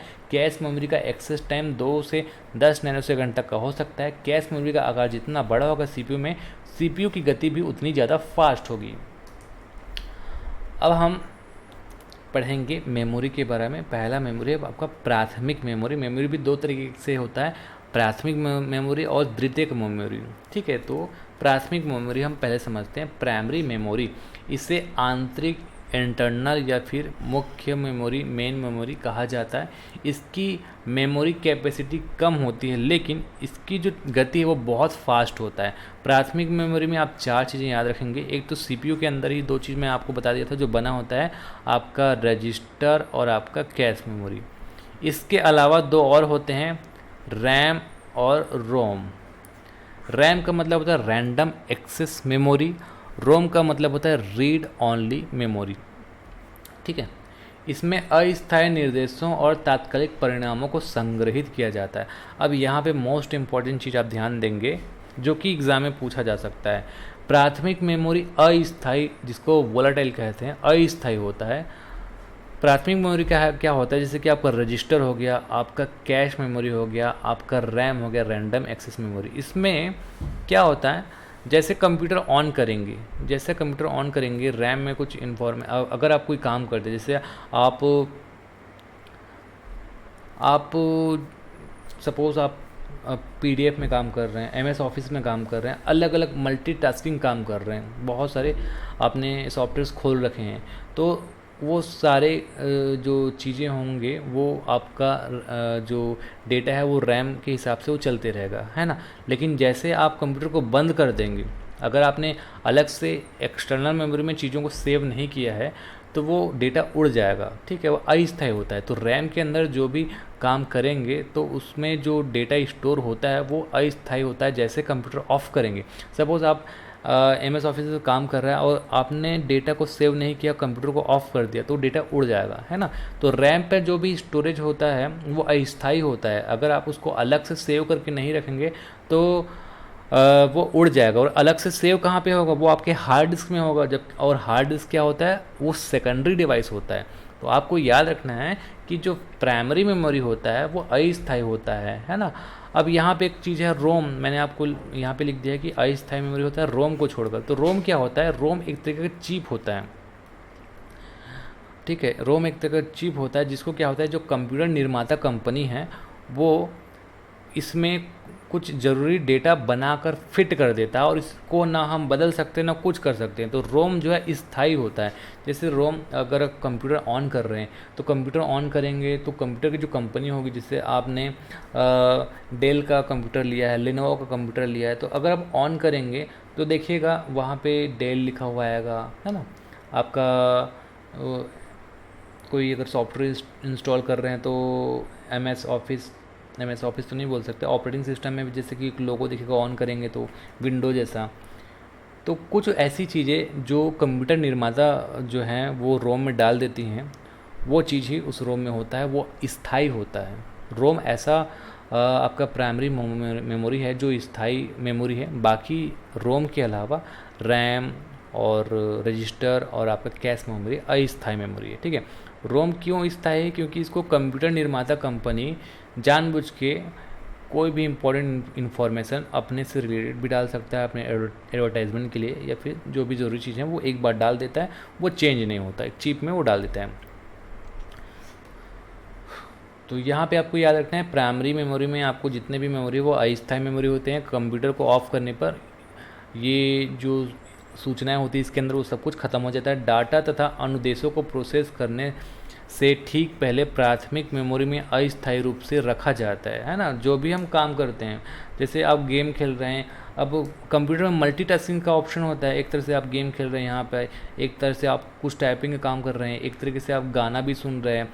ठीक है, तो ये जितने भी काम कर रहे हैं वहाँ पे जो डेटा थोड़ा बहुत तो लगेगा है, तो वो जो डेटा है वो अस्थायी तौर पर रैम में ही चलते रहता है। तो अगर आप देखेंगे डिटेल, आप बहुत सारे मल्टीटास्किंग करेंगे तो रैम ज़्यादा यूज़ होता है, तो वो जो आप काम कर रहे हैं उसका जो डेटा है वो अस्थायी तौर पर रैम उसको रखा हुआ है अपने पास, और जैसे इसको आप क्लोज करते जाएंगे रैम उस डेटा को उड़ा देगा और रैम जो है वो खाली होते जाता है। ठीक है, तो डेटा तथा अनुदेशों को प्रोसेस करने से ठीक पहले प्राथमिक मेमोरी में अस्थायी रूप से उसको रखा जाता है। अंतरिम परिणामों तथा प्राप्त आउटपुट प्रदर्शित करने से पहले प्राथमिक मेमोरी में ही स्टोर किया जाता है। जैसे आप कोई भी चीज़ डिस्प्ले में देख रहे हैं तो वो रैम में दिख रहा है, अगर आपने स्टोर करके नहीं रखा, वो कंप्यूटर को बंद कर दिया तो वो रैम से हट जाएगा। ठीक है, तो ये आपको ध्यान में रखना है। रजिस्टर हो गया, आपका कैश हो गया, रोम हो गया और रैम हो गया, ये सब प्राथमिक मेमोरी के उदाहरण हैं। इसमें रजिस्टर तथा कैश मेमोरी सीपीयू के अंदर ही बने होते हैं भीतर में, जबकि रोम तथा रैम को मदरबोर्ड पर लगाया जाता है और रैम के लिए एक अलग से स्लॉट बना दिया जाता है। अगर आप चाहें तो उस रैम को चेंज कर सकते हैं, बदल सकते हैं, लेकिन रोम को आप नहीं बदल सकते हैं। वो एक तरह का चिप करके उसमें लगा दिया जाता है और उसको आप नहीं बदल सकते हैं। तो यहाँ पे हम देखेंगे प्राथमिक मेमोरी के प्रकार। रैम मतलब आपका हो जाता है random access memory. Random access memory जो है आपका रैम मेमोरी स्लॉट में, आप यहाँ पे देखिए ये रैम है और इसके लिए एक स्लॉट बना है। देखिए जनरली 2 स्लॉट बना होता है। अगर आप जैसे कि इस कंप्यूटर में 8 GB का कंप्यूटर बनाना चाहते हैं तो 4 GB का रैम इसमें डाल दिया, 4 GB का रैम इसमें डाल दिया, 8 GB रैम इसको हट जाएगा। अगर आप 16 GB रैम इसमें डालना चाहते हैं, अगर सपोर्टेबल होगा तो 8 GB रैम इसमें डाल दिया, आप 8 GB रैम इसमें डाल दिया। तो इस तरीके से आप अपने तरीके से रैम को बदल सकते हैं। और रैम को कहाँ लगाया जाता है? रैम मेमोरी स्लॉट में लगाया जाता है। ये है आपका रैम। रोम क्या होता है? रोम को कंप्यूटर निर्माता कंपनी बनाता है। देखिए ये इस तरीके से लगा रहेगा, इसको ये सोल्डरिंग से लगा हुआ, इसको आप कहाँ निकाल पाएंगे, कहाँ इसमें कुछ छेड़खानी कर पाएंगे। तो इसको कंप्यूटर निर्माता कंपनी लगाता है और अपने से जुड़ी जो इम्पोर्टेंट इन्फॉर्मेशन है वो रोम में फिक्स कर देता है। जैसे कि जनरली कोई भी डिवाइस आप चालू करेंगे, जैसे मोबाइल भी आप चालू करोगे, रियलमी का लिए हो आप या फिर आईफोन का लिए हो, तो जब वो ऑन करोगे तो वो अपना ब्रांड नेम दिखाएगा, कोई भी चीज़ जो दिखाएगा ना उसकी मेमोरी में सेव रहता है, वो रोम में सेव करके रखते हैं कंप्यूटर निर्माता कंपनी। फिर अगला आपका रजिस्टर मेमोरी, ये सीपीयू के अंदर होता है, और कैश मेमोरी ये भी सीपीयू के अंदर होता है। एक एक करके हम पढ़ते हैं। पहला RAM, random access memory. RAM एक सेमीकंडक्टर मेमोरी चिप है, जैसे कि आप यहाँ पे देख रहे हैं, जो मेटल ऑक्साइड सेमीकंडक्टर MOS से बनी होती है। तो इसमें आप याद रखेंगे MOS का फुल फॉर्म अगर पूछ दिया जाए तो मेटल ऑक्साइड सेमीकंडक्टर, इससे ही रैम बनता है। इसे मदरबोर्ड पर रैम स्लॉट में लगा दिया जाता है। जो मदरबोर्ड है इसमें ये लगता है। इसमें डेटा का एक्सेस टाइम तथा टाइम डाटा की भौतिक स्थिति पर निर्भर नहीं करता था, इसकी गति तीव्र होती है। जो रैम जो है वो बहुत फास्ट होता है। जितने भी प्राइमरी मेमोरी है इसमें, तो आप एक चीज़ याद रखेंगे कि प्राइमरी मेमोरी बहुत फास्ट होते हैं। प्रोसेसिंग के दौरान डेटा और अनुदेशों को सहायक मेमोरी से लाकर रैम में स्टोर किया जाता है। ठीक है, तो जो भी प्रोसेसिंग होता है, जैसे आप प्रोसेसिंग कर रहे हैं तो बाय डिफ़ॉल्ट वो डेटा जो है वो रैम में स्टोर रहेगा। अगर आप वो सॉफ्टवेयर जो आप यूज़ कर रहे हैं तो उसका जो डेटा है रैम में स्टोर है, अगर आपने वो सॉफ्टवेयर क्लोज कर दिया है तो रैम से वो चीज़ें हट जाएगी। तो जो भी प्रोसेस होता है वो आपका रैम में स्टोर रहता है। CPU इन्हें रैम से प्राप्त करता है तथा डेटा प्रोसेसिंग करता है। ठीक है, तो पहले हमने देख लिया था कि सीपीयू जब काम करता है तो वो जाके पहले कैश मेमोरी में तलाश लेता है डेटा, और कैश मेमोरी में नहीं मिलता तो जाके रैम के पास जाता है। किसी अंतरिम या अंतिम परिणाम को अस्थायी तौर पर रैम में स्टोर किया जाता है, और अगर आप फाइनल किसी चीज़ को सेव करते हैं तो वो हार्ड डिस्क में सेव होता है, और हार्ड डिस्क जो है वो सेकेंडरी मेमोरी रहता है। यह एक अस्थायी वोलाटाइल मेमोरी है। तो आपको याद रखना है, प्राइमरी मेमोरी में ध्यान देंगे, प्राइमरी मेमोरी में जितने भी आपका जो मेमोरी है, रैम हो गया, आपका कैश मेमोरी हो गया, रजिस्टर हो गया, सब के सब अस्थायी मेमोरी। इकलौता जो रैंडम रीड ऑनली मेमोरी है रोम, जो कि अभी हम पढ़ने वाले हैं रोम, ये इकलौता है जो स्थायी मेमोरी है ना। रोम एक सेमीकंडक्टर मेमोरी चिप है जिसे कंप्यूटर मदरबोर्ड पर कंप्यूटर निर्माता कंपनी के द्वारा स्थापित किया जाता है। रोम एक स्थायी मेमोरी है, नॉन वोलाटाइल मेमोरी है, जिसमें संग्रहित डेटा ना तो नष्ट होती है और ना ही इसे बदला जा सकता है। जैसे कि एक बार क्या होता है, जब रमन गवर्नमेंट सरकार का गवर्नमेंट था तो उसके द्वारा मोबाइल और टैबलेट बंटवाया गया था, तो उसमें जब ऑन करते थे तो रमन सरकार ऐसे लिखा हुआ आता था, है ना। तो उस चीज़ को आप ना चेंज कर सकते थे ना बदल सकते थे। क्यों? क्योंकि वो कुछ इन्फॉर्मेशन जो है वो उसके रोम में फिट किया गया था। तो रोम में क्या है, जो कंपनी है वो अपने से रिलेटेड इम्पोर्टेंट इन्फॉर्मेशन एक बार अगर फिट कर दिया तो उसको आप चेंज नहीं कर सकते, इसलिए स्थायी होता है। रोम में कंप्यूटर को स्टार्ट करने के लिए आवश्यक सॉफ्टवेयर स्टोर किया जाता है। तो यही चीज़ है, जो भी चीज़ आप स्टार्ट करते समय देखते हो वो रोम में फिट किया जाता है। अब अगला है बायोस। बायोस का तो आप फुल फॉर्म याद रखिएगा, पूछा जा सकता है। Basic input output system. क्या है? Basic input output system.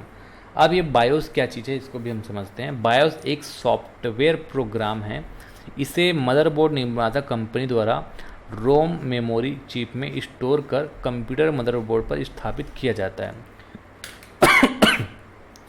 जैसे आप कंप्यूटर को ऑन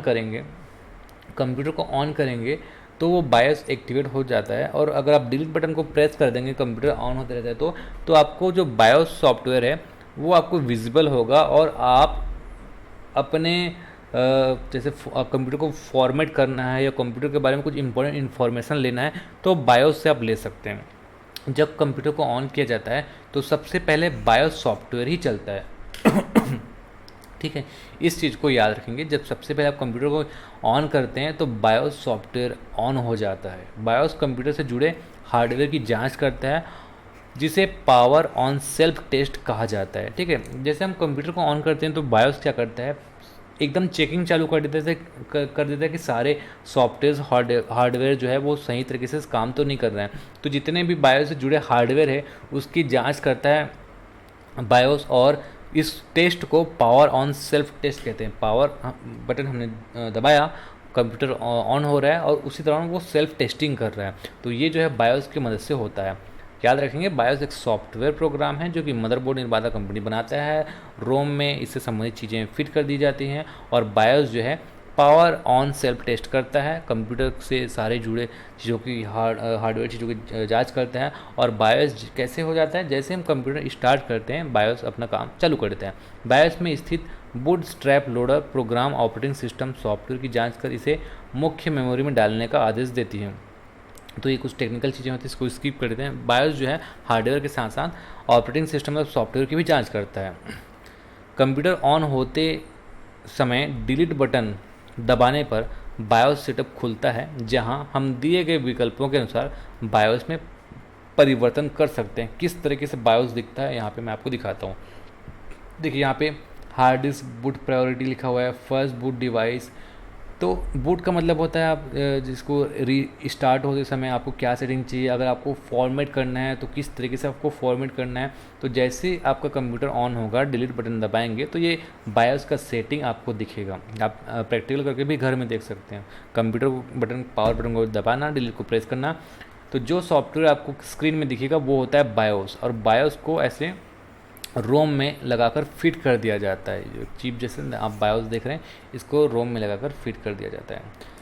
फिर अगला है आपका द्वितीयक या सहायक मेमोरी। द्वितीयक को सहायक या फिर ऑक्सिलरी मेमोरी भी कहा जाता है।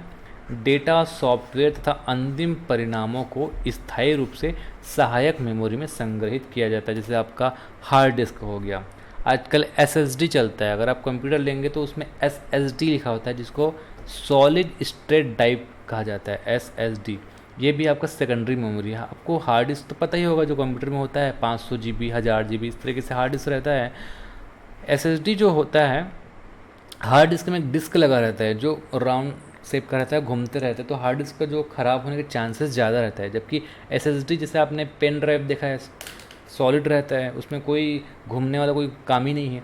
इसी तरीके से SSD होता है जो महंगा मिलता है ज़रूर, लेकिन उसका जो टाइम पीरियड है बहुत लंबे समय तक चलता है और उसका जो स्पीड है वो बहुत फास्ट रहता है। इसलिए आजकल का जो लेटेस्ट जो कंप्यूटर आता है उसमें SSD का उपयोग होता है। कंप्यूटर प्रोसेस द्वारा डाटा प्रोसेस से पहले सहायक मेमोरी में मुख्य मेमोरी में लाया जाता है और सहायक मेमोरी में कम खर्च से विशाल डेटा स्टोर करने की क्षमता होती है। मतलब ये जो द्वितीयक मेमोरी, सेकेंडरी मेमोरी है, वो आपका प्राइमरी मेमोरी की अपेक्षा जो है सस्ता रहता है और इसमें बहुत ज़्यादा कैपेसिटी होता है मेमोरी स्टोर करने का। यह एक स्थायी नॉन वोलाटाइल मेमोरी है। अगर हम कोई भी चीज़ सेव करते हैं हार्ड डिस्क में, तो एक बार अगर वो चीज़ सेव हो गया तो वो तब तक डिलीट नहीं होगा जब तक अगर आपका हार्ड डिस्क या तो नहीं ख़राब हो जाता या तो आप खुद डिलीट नहीं करते, है ना। कंप्यूटर बंद होने पर भी अगर आपने द्वितीयक मेमोरी, सहायक मेमोरी कोई चीज़ सेव करके रखा है तो वो उपलब्ध रहेगा, नष्ट नहीं होगा। चुंबकीय डिस्क जैसे मैग्नेटिक डिस्क हो गया, ऑप्टिकल डिस्क हो गया, हार्ड डिस्क हो गया। ऑप्टिकल डिस्क में आपका CD DVD आ गया, है ना।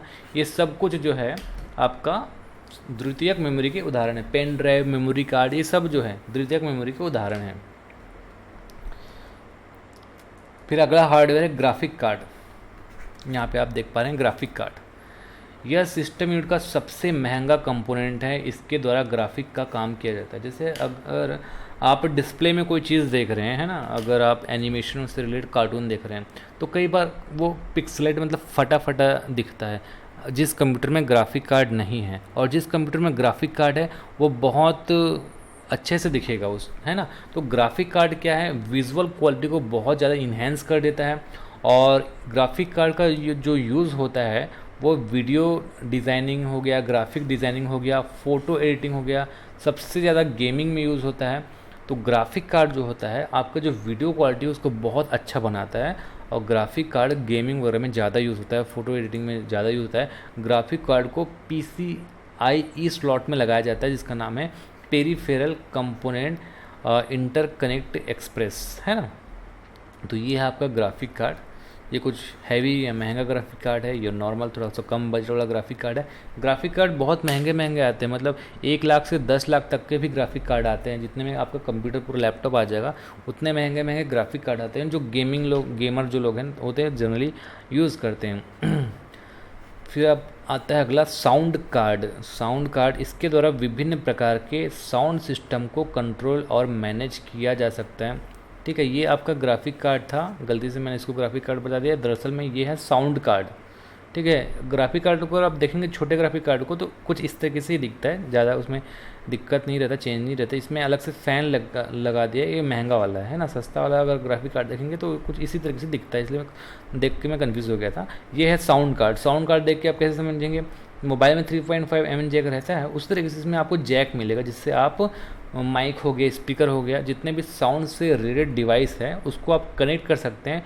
उस कार्ड को हम कहते हैं साउंड कार्ड। कई प्रकार के साउंड सिस्टम को साउंड कार्ड के माध्यम से कंप्यूटर में जोड़ा जा सकता है। इस कंपोनेंट को भी PCI स्लॉट में ही जोड़ा जाता है। फिर अगला हो गया आपका पावर सप्लाई यूनिट, PSU। यहाँ पे आप देख रहे हैं ये है PSU, पावर सप्लाई यूनिट। अगर आप अपना जो सिस्टम यूनिट है उसको खोल के देखेंगे तो आपको ये दिखेगा पावर सप्लाई यूनिट। ये काम का क्या करता है, देखिए कंप्यूटर के जितने भी हार्डवेयर होते हैं उसको आप डायरेक्ट AC से नहीं चला सकते, आपको DC से चलाना होता है। तो ये जो पावर सप्लाई 220 वोल्ट आता है घर वाला AC, उसको ये 12 वोल्ट DC में कन्वर्ट कर देता है। पावर सप्लाई जो है PSU वो 220 वोल्ट को 12 वोल्ट में परिवर्तित करता है, AC को DC में परिवर्तित करता है और इसी से ही पूरा कंप्यूटर में पावर जाता है। यह कंप्यूटर को उच्च और निम्न गड़बड़ी से बचाता है। पावर सप्लाई यूनिट को SMPS switch mode power on supply भी कहा जाता है, और सबसे ज़्यादा इसी को ही हम यूज़ करते हैं बोलचाल की भाषा में, SMPS। अगर आप कोई हार्डवेयर की दुकान में जाओगे तो बोलोगे SMPS दो, तो ये आपको ये निकाल के दे देगा। फिर अगला है बीप कोड स्पीकर। इतना इम्पोर्टेंट नहीं है, इसको तो आप ऐसे समझ जाओगे। सिस्टम यूनिट के अंदर अगर मदरबोर्ड में कोई भी प्रॉब्लम आएगा, है ना, तो ये बीप बीप करके आवाज़ देगा। यहाँ पे मदरबोर्ड में इंस्टॉल है, देखिए स्पीकर टाइप का। सिस्टम यूनिट में मदरबोर्ड के अंदर एक छोटा सा स्पीकर मौजूद होता है, जिसे बीप कोड स्पीकर भी कहते हैं। कंप्यूटर के हार्डवेयर कंपोनेंट में अगर कोई समस्या आती है तो यह स्पीकर आवाज़ करता है, जिसे बीप कोड कहते हैं। यहाँ पे आप स्पीकर देख सकते हैं। फिर अगला है एक्सपांशन स्लॉट। एक्सपांशन स्लॉट अगर हमको अपने सिस्टम में कोई नया उपकरण लगाना है, कोई नया डिवाइस लगाना है, जैसे ग्राफिक कार्ड की ही बात करें, बहुत सारे कंप्यूटर में ग्राफिक कार्ड नहीं होते। अगर आपको ग्राफिक कार्ड लगाना है तो PCI क्या है, एक तरह का एक्सपांशन स्लॉट ही है। तो एक्सपांशन स्लॉट क्या होता है, मदरबोर्ड पर बने होते हैं। अगर भविष्य में कोई उपकरण चाहें तो हम लगा सकें, इसलिए एक्सपांशन स्लॉट जो है वो बना होता है। PCI इसका पूरा नाम पेरिफेरल कंपोनेंट इंटरकनेक्ट है। कंप्यूटर में नेटवर्क कार्ड हो गया, ग्राफिक कार्ड हो गया, साउंड कार्ड हो गया, USB पोर्ट हो गया, जैसे अन्य हार्डवेयर कंपोनेंट लगाने के लिए इसका इस्तेमाल किया जाता है। देखिए ये सब जो है एक तरीके से, ये जो स्लॉट आपको दिख रहा है ये PCI स्लॉट ही है। इस स्लॉट के अलावा भी जैसे CPU सॉकेट रहता है और मेमोरी स्लॉट है रैम लगाने के लिए। इधर SATA पोर्ट्स हैं मदरबोर्ड लगाने के लिए। मदरबोर्ड, ये पूरा मदरबोर्ड है, मदरबोर्ड के अंदर ये सारे स्लॉट्स होते हैं। इधर आप देखेंगे तो साउंड वाला आपका जो कार्ड लगा हुआ है, ऑडियो जैक वगैरह यहाँ पे बना हुआ है, 3.5mm ऑडियो जैक। अब हम एक एक करके स्लॉट्स के बारे में भी हम पढ़ेंगे। पहला है यूनिवर्सल सीरियल बस, USB। अगर यूनिवर्सल सीरियल बस कह दूँगा तो बहुत लोग सोच में पड़ जाएंगे कि क्या चीज़ है, लेकिन शॉर्ट में USB बोलेंगे, सबको पता है USB, है ना। तो USB का फुल फॉर्म आप याद रखेंगे, कई बार एग्जाम में फुल फॉर्म पूछ लेता है। USB होता है यूनिवर्सल सीरियल बस। यूनिवर्सल सीरियल बस यह कंप्यूटर और उसके किसी भी उपकरण के बीच संचार स्थापित करने की व्यवस्था है। जैसे अगर आप कंप्यूटर चलाते हैं तो आपने देखा होगा, अगर माउस को हम कनेक्ट करना चाहें, कीबोर्ड को कनेक्ट करना चाहें, तो कुछ इस तरीके का सॉकेट रहता है जिसको हम यहाँ पर एडजस्ट करते हैं, मतलब उसके अंदर डालते हैं। तो ये होता है इस तरीके से, जो पोर्ट होता है उसको हम USB पोर्ट कहते हैं, है ना। अब आजकल जैसे कि अब मोबाइल सबसे बड़ा एग्जांपल हो गया, मोबाइल का चार्जर हो गया, तो चार्जर में आप देखना USB वाला ही आपको ऑप्शन मिलेगा। इस व्यवस्था के माध्यम से कंप्यूटर के सभी उपकरण जैसे कि बोर्ड, आपका कीबोर्ड हो गया, माउस हो गया, प्रिंटर हो गया, डिजिटल कैमरा हो गया, कुछ भी हो गया, हम आजकल इसी से ही जोड़ देते हैं। उसके बाद है आपका AGP बस। इसका पूरा नाम है एक्सीलरेटेड ग्राफिक पोर्ट बस है। यह उच्च गति वाले ग्राफिक कार्ड तथा वीडियो कार्ड को मदरबोर्ड से जोड़ता है। जैसे PCI का अगर ऑप्शन में ना दिया जाए PCI, तो आप AGP बस भी ले सकते हैं, है ना। स्पेशली ये ग्राफिक कार्ड के लिए बनाया जाता है। फिर अगला है मॉनिटर पोर्ट। मॉनिटर पोर्ट 3 तरीके के होते हैं। मॉनिटर पोर्ट क्या होता है, कंप्यूटर के जो सिस्टम है उसको आपका मॉनिटर से जोड़ने के लिए कनेक्शन होता है। डिस्प्ले आउटपुट के लिए मॉनिटर पोर्ट का इस्तेमाल किया जाता है, जैसे कि VGA केबल हो गया, HDMI केबल हो गया। इसके द्वारा सिस्टम यूनिट और मॉनिटर के बीच, ये आपका सिस्टम यूनिट हो गया, ये आपका मॉनिटर हो गया, इन दोनों के बीच जो कनेक्शन है वो मॉनिटर पोर्ट के माध्यम से किया जाता है। मॉनिटर पोर्ट को डिस्प्ले पोर्ट भी कहा जाता है और इसको 3 भागों में बांटा जाता है। पहला है VGA पोर्ट, है ना, जनरेशन के हिसाब से चेंज होते गया। पहले VGA पोर्ट आता था, यहाँ पे आप देखेंगे VGA का फुल फॉर्म होता है वीडियो ग्राफिक्स एरे। अब इसकी जो क्वालिटी है वो उतनी अच्छी नहीं थी, तो फिर बाद में लाया गया DVI, डिजिटल विजुअल इंटरफेस, है ना, ये उतना दिन नहीं चला। फिर आजकल सबसे ज़्यादा यही पोर्ट आपको देखने को मिलेगा HDMI का फुल फॉर्म याद रखेंगे, हाई डेफिनेशन मल्टीमीडिया इंटरफेस। तो इसमें जो कनेक्शन होता है उसकी जो क्वालिटी होती है वो बहुत अच्छा था। HD शुरू में ही लगा है, तो आप क्वालिटी HD से या गेस कर लेना कि हाई डेफिनेशन मतलब इसमें अच्छा क्वालिटी का आउटपुट मिलता होगा। तो HDMI जो है आजकल की जो स्मार्ट टीवी लेते हैं, एंड्रॉयड टीवी लेते हैं, तो उसमें भी ये सारे पोर्ट होते हैं। फिर अगला है आपका नेटवर्क पोर्ट, इसको लैन मतलब लोकल एरिया नेटवर्क पोर्ट भी हम कह देते हैं। यह कंप्यूटर को दूसरे कंप्यूटर से जोड़ने का काम भी आता है और इंटरनेट चलाने का भी काम आता है। ठीक है, अगर एक कंप्यूटर को दूसरे कंप्यूटर से जोड़ना है तो इसी नेटवर्क पोर्ट से हम ईथरनेट केबल के माध्यम से जोड़ सकते हैं। ये जो केबल आप देख रहे हैं इसको याद रखेंगे, ईथरनेट केबल भी कहा जाता है। नेटवर्क पोर्ट को RJ45, RJ11 और ईथरनेट पोर्ट या फिर लैन पोर्ट भी कहा जाता है। ये सारे नाम आप याद रखना, RJ45, RJ11, ईथरनेट पोर्ट और लैन। लैन का फुल फॉर्म क्या होता है? Local area network. फिर अगला है सीरियल पोर्ट। यहाँ पे आप देख सकते हैं सीरियल पोर्ट, ये अब विलुप्त हो चुके हैं मान के चलिए। पुराने मॉडल के माउस और प्रिंटर को सिस्टम यूनिट से जोड़ने के लिए सीरियल पोर्ट का इस्तेमाल किया जाता था। इस पोर्ट के द्वारा एक समय में 1 बिट डेटा ट्रांसफ़र किया जाता था। ये सब इतना इम्पोर्टेंट नहीं है, इसको थोड़ा स्किप कर देते हैं, पुराना चीज़ है। ये भी पैरेलल पोर्ट, PS2 पोर्ट, ये सब पुराने चीज़ हो गए। पैरेलल पोर्ट पहले पढ़ते हैं। पैरेलल पोर्ट जो है, इस पोर्ट का इस्तेमाल 1990 के दशक में कंप्यूटर में किया जाता था पेरिफेरल डिवाइस को कनेक्ट करने के लिए, जैसे कीबोर्ड हो गया, माउस हो गया। अब PS2 भी जो है यहाँ पे आजकल कुछ कंप्यूटर में आपको जो पुराने ज़माने के कंप्यूटर उसमें ही देखने को मिलेगा। आजकल के जितने पेरिफेरल कनेक्शन होते हैं, कीबोर्ड, माउस, वो सब चीज़ USB के माध्यम से किए जाते हैं। इस तरीके से पोर्ट तो बहुत लोगों ने देखा भी नहीं होगा, है ना। ये है आपका PS2 पोर्ट। पहले कीबोर्ड और माउस को सिस्टम से जोड़ने के लिए PS2 पोर्ट का उपयोग ही किया जाता था। आजकल इसका प्रचलन बंद हो गया है और इसके जगह USB पोर्ट में कंप्यूटर जोड़ा जाता है। हालांकि अगर पुराने कंप्यूटर देखेंगे या फिर अगर पुराने मदरबोर्ड देखेंगे आप, तो ये कनेक्शन मिल ही जाता है। लेकिन अगर आप मार्केट में जाएंगे तो इसके कनेक्शन का माउस और कीबोर्ड आपको नहीं मिलेगा। यहाँ पे एक साथ सारे जो बोर्ड हैं, पोर्ट वगैरह है, मैंने आपको समझाया वो बता देता हूँ। ये हमने आप PS2 जो वो सॉकेट पढ़ा था ना, यहाँ पे ये पोर्ट आपको मिलेगा जहाँ पे माउस और कीबोर्ड्स लगाए जाते थे। ये सीरियल पोर्ट, ये VGA पोर्ट, यहाँ पे डिस्प्ले का कनेक्शन किया जाता है। ऑडियो पोर्ट, स्पीकर या फिर माइक का कनेक्शन करने के लिए। एक्सपांशन स्लॉट, एक्स्ट्रा अगर आपको हार्ड डिस्क वगैरह लगाना है तो एक्सपांशन स्लॉट है। कूलिंग फ़ैन, ये कंप्यूटर को ठंडा करने के लिए लगाया जाता है। ये पैरेलल स्लॉट है, पुराने ज़माने का स्लॉट है ये। SMPS यूनिट है, ये पावर देने के लिए, है ना। और ये पावर स्लॉट है, यहाँ पे केबल से हम बिजली में लगाते हैं। तो ये सारे स्लॉट्स और एक्स्ट्रा आप देख सकते हैं। फिर अगला है कंप्यूटर बस। ये क्या चीज़ है? मदरबोर्ड पर बने सुचालक तारों का समूह। अब यहाँ पे आप देखेंगे ये एक चिप है, ये एक चिप है ना। यहाँ बहुत सारे छोटे छोटे चिप बने हुए दिख रहे हैं। तो इसका क्या होता है? कहीं ना कहीं ये इसका कनेक्शन होता है तारों से, और ये तार इतने बारीक होते हैं कि मदरबोर्ड में ही वेल्डेड होते हैं। तो यहाँ पे आप देख सकते हैं ये तार क्या है, एक दूसरे से कनेक्शन के लिए है।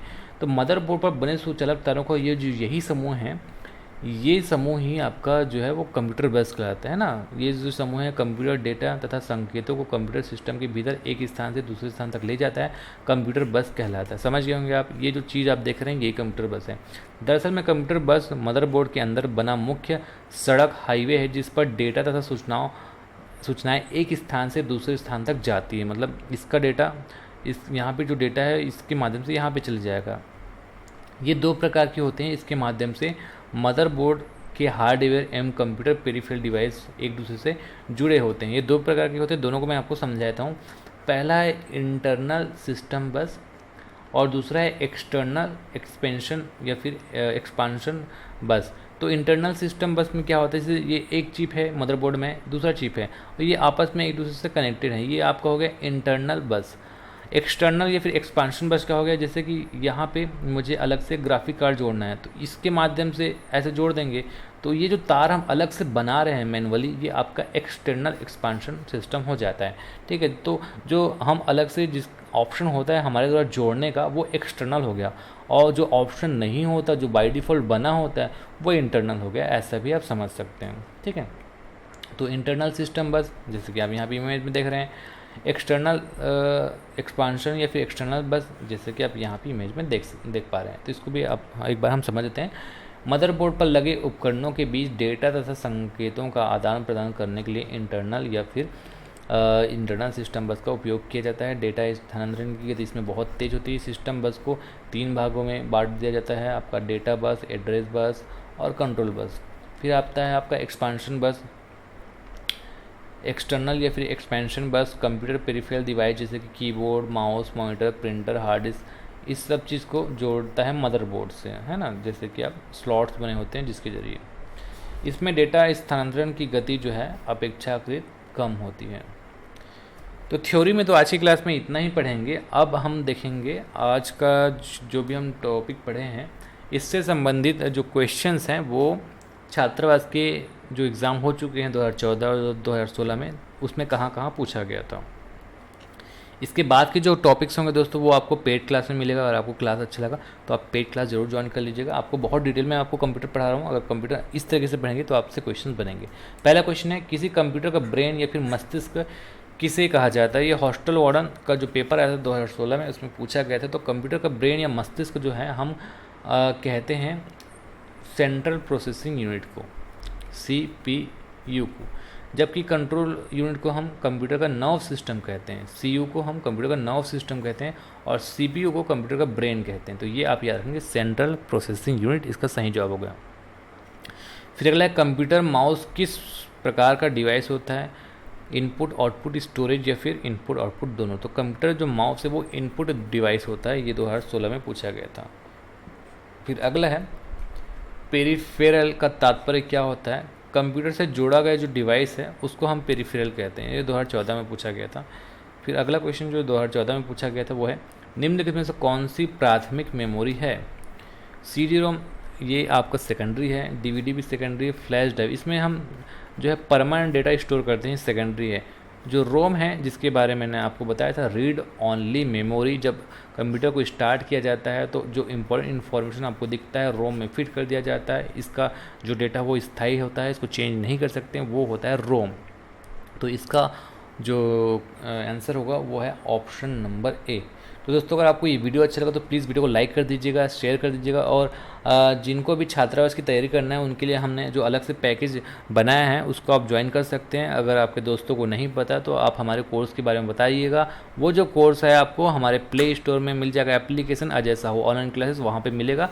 अधिक जानकारी के लिए डिस्क्रिप्शन में जो नंबर दिया गया है वहाँ पर आप कॉन्टैक्ट कर सकते हैं। डिस्क्रिप्शन के लिंक में भी मैं डेमो वीडियो का डिस्क्रिप्शन में डेमो वीडियो का लिंक डाल दूँगा, वहाँ से आप देख सकते हैं। ठीक है, तो अगर आप फेसबुक चलाते होंगे तो आप हमें ज्वाइन कर सकते हैं। टेलीग्राम पे भी हम हैं, इंस्टाग्राम पर भी हैं। इन सब जगह पे आप हमें ज़रूर ज्वाइन कर लीजिएगा। तो आज के लिए बस इतना ही। नमस्कार, धन्यवाद।